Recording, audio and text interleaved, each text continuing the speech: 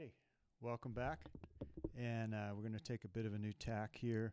I have a friend who comes to my classes, has done some lessons, and I often do solo phrases and complicated stuff in class. And I wanted to give him a catch-up with some of the accompaniments and basic understanding for the djembe hand drum repertoire. And so I'm going to do that in this video today, just some beginner stuff. I usually go for complicated stuff. I don't know why. I want to do stuff that's different or new or helpful. But maybe this will be helpful to more people. I don't know, or some people. So I'm going to do it in sections this time, kind of break it up. Never mind. So first, we're going to get to sound. This is the most basic part of playing hand drums well, or any instrument, I suppose. But in the hand drum, djembe, conga, or other, the most important thing is to have your tones and your slaps very distinct. And that takes a long time, and it's also going to be individual for every person. So I often tell people, classes or students, that if you listen to jazz recordings, even if people are playing basically the same instrument, say it's a tenor saxophone, you can tell Ben Webster from Sonny Rollins, from John Coltrane. You just can hear their sound, not only their style and their signature licks and way of phrasing, playing with the time, whatever, but you can hear the sound that comes from their particular embouchure, and their particular lung power, whatever it is. So here, it's similar with your particular size of your hand. Of course, it matters on every different drum, but even what I'm saying is even on the same drum, everybody's going to have a little different sound. So that said, the most important thing, like I said, is tones and slaps. Okay, and that they're very distinct. So first of all, tone. You want to hit the drum. Other people have done tutorials on this, but I'm going to do my best. And keep in mind that I've been kind of changing my style lately. So we'll see how it comes out. But the main thing is tone. The edge of the drum here, this part of your hand toward your main knuckle where your hand bends. Hand is a bit flatter, and then we'll see with slap, which I'll show you in a minute. So you want to get that nice big full sound out of the drum, right? Angle of the arms, of course, very comfortable. You know, some people, you'll see beginner people tilt their drum the other way. I have mine in a stand today just to make it easier to play with my feet and talk and everything. But you'll see people tilt it the wrong way. That's obviously a big no-no, because look at my arms, look at the angle of my wrist. It's just totally uncomfortable. So we tilt it away, and along with that, the angle of the arms is just supernatural, right? So tone.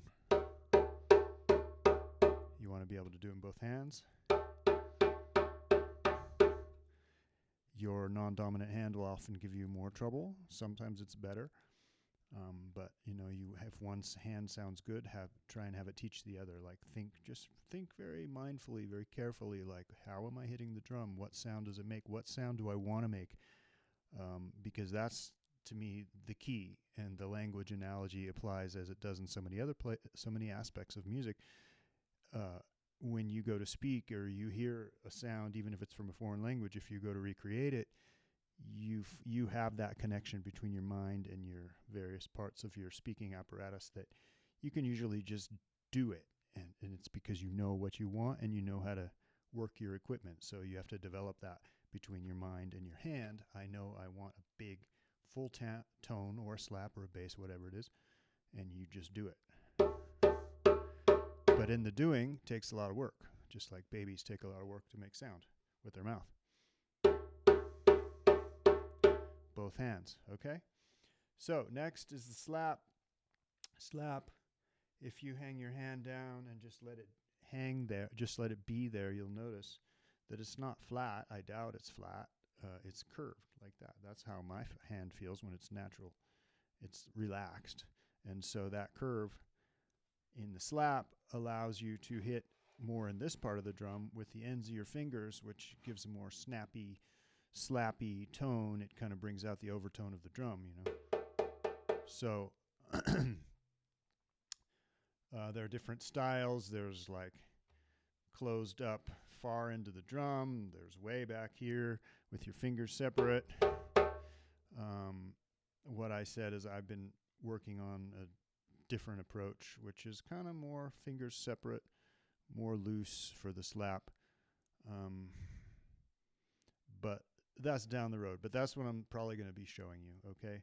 As far as the thumb, in this style that I'm doing, I bring it back. I have seen very good players with their thumbs actually out on the drum, and in some respects that adds weight, but it also can make pain on this part of your thumb.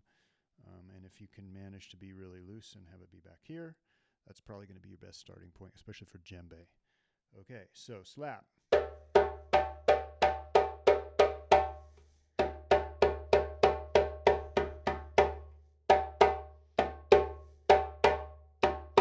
Of course, in your own practice, you're going to go a lot longer, a lot slower than what I'm doing here, just working with each hand, trying to get them the same and to have them be equally able to produce that sound. Another thing I was going to say is that when you first start playing, even if you've been playing for 20 or 30 years, when you first start playing in a certain session on a certain day, your sound usually isn't quite ripe or mature. For some reason, it takes a while for it to come to you, and then suddenly you'll be like, oh yeah, now I can just really fling it out there, and it just comes out so nice and crisp and clear, and that's a great feeling. But so me, other people I know, great masters, they talk about coming to the drum and having to do a little some warm up and some work and some it's warming up of the body, but I believe it's also warming up that connection between mind and hand and how to make the sound. Maybe it's like a singer going me, me, me, me, or whatever. My friend and teacher Abdul Doumbia would even talk about if the show was big enough and the sound person was really adamant about you cannot make noise now. You know, it's like, I don't know, you're playing in Carnegie Hall or something, or maybe a show, a Broadway show, or, you know, it's supposed to have a bunch of noise. He'd talk about pushing on the skin and just getting the feel of the skin, you know. It's a simple instrument, but it's an intricate instrument, and it's an intimate relationship between your flesh and this old flesh of a now deceased animal, and the wood and everything. Okay, so slap. Oh yeah, the other thing I like to say is if you notice, remember I said curved hand? With my pinky, I can put that under there and still get a decent slap. It's muffled a bit, but it comes out. Whereas if I try and do that with a tone, it really kills it because, like I said, the tone comes from this area, slap out from here.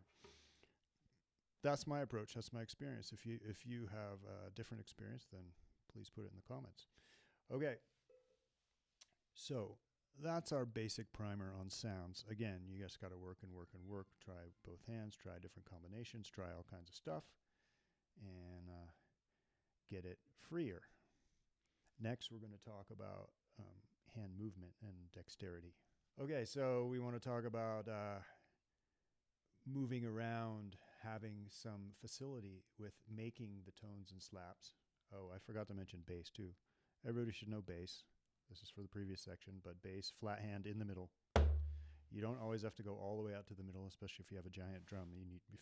Sometimes it's really fast and you go just to here, and it's quick enough to make it quick so you can move quickly.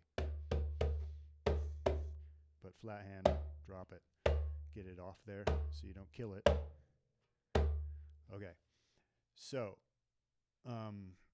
moving around the drum. So you want to be able to make tones and slaps with both hands and basses with both hands, but also to be able to change at any time. And there are probably thousands, infinite number of exercises you could do to work on this. Even I have many that come to the top of mind, but I think would be too much for this video. But I'm going to give a few that I usually give to beginners, and just for the same reason, I'll just do a few here because you just need a few things to work on. Get those better, and you can work on more. I can make some more technique videos too. I have that in mind. In fact, even writing some technique etudes and such. So if that interests you, again, put it in the comments.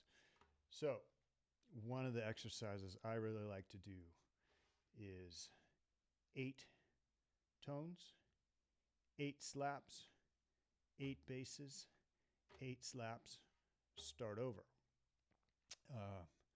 So the reason 8, obviously, as I said before in the sound section, you'll do a lot more than 8, and you'll do a lot on one hand, just working for that sweet sound that you want.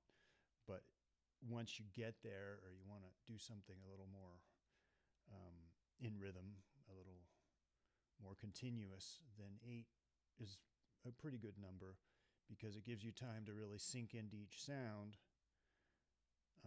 But then you do have to switch. And by going tone, slap, bass, slap, you get twice as many practices on the slap. And it sounds pretty musical for what it is. And once you have 8 really good, like you can change no problem. You get bored with it. Okay, no tone to slap, it sounds good. Bass to slap, etc., etc., slap to tone, it all sounds good. Then you can change it up and only do 4 of each. And when that's good, you can do 2 of each. You can even do 1 of each, but then you'll be doing one on one hand and one on the other. Okay, so I'll show you all of that, or most of it. So here we go.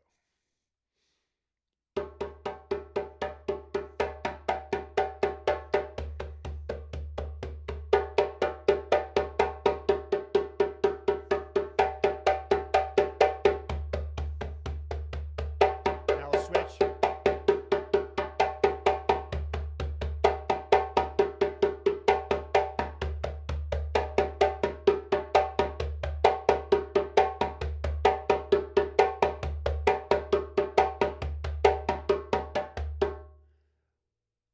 I started to do the 1-1-1. I'd never done it before. It sounds kind of weird. It'd be that. That's kind of cool. Okay, so as you get into it, you want to let loose. It's a very physical instrument. So go ahead and go faster when it sounds good, when you're ready. So that might sound like this.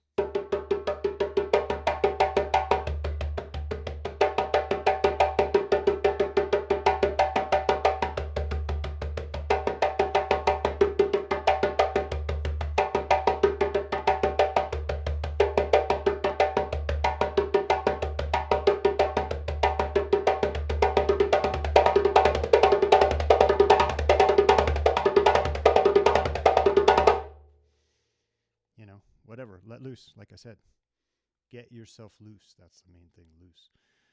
I could have said that earlier, but like I think all physical activity, maybe even mental, we won't go there, but especially musical activity, there's always some component of looseness, relaxation. In other words, not completely floppy. You got to use your muscles, but use only the muscles you need. Relaxation, when you're not using those muscles, you totally let them go. Allows you to go faster and have more stamina.